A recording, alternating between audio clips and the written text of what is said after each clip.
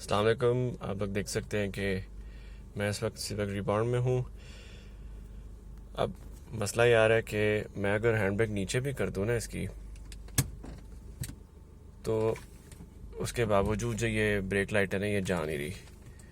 तो खैर, इस सूरत में सबसे पहली जो चीज़ है ना, वो ये करनी होती है कि आप जो आगे ब्रेक फ्लूइड का जो सिलेंडर है वहाँ पे जाके देखें कि ब्रेक का जो लेवल है फ्लूइड का वो ठीक है कि नहीं। तो वो बेसिकली क्लच का जो फ्लूइड होता है उसके साथ ही उसकी ओपनिंग होती है।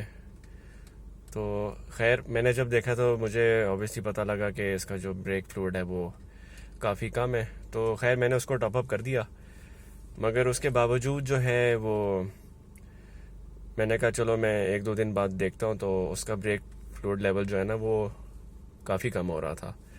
तो खैर, मैंने जाके चेक करवाया तो मुझे वैसे भी नज़र आया था कि पिछले लेफ़्ट टायर का जो जहाँ पे ब्रेक पैड लगा हुआ था उसके नीचे से ना ऑयल के निशान थे।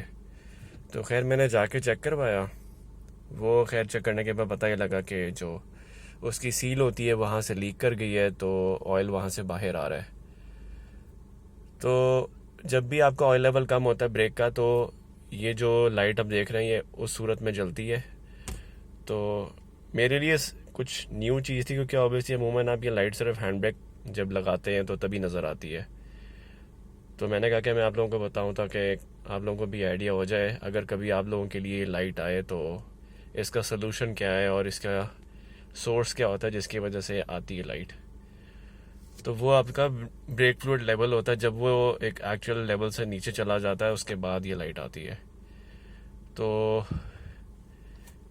अगर तो वो बार बार जो है ब्रेक फ्लूइड लेवल आपका कम हो रहा है, तो इसका मतलब है फिर कहीं से आपकी लीकेज है।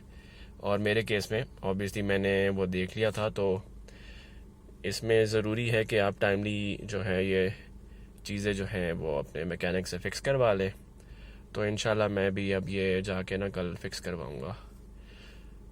अगली वीडियो में मैं आपको ज़रूर ये दिखाऊँगा कि जो ब्रेक फ्लूइड लेवल है वो कहाँ पे होता है और मेरे केस में मेरी वाली की सिचुएशन क्या थी।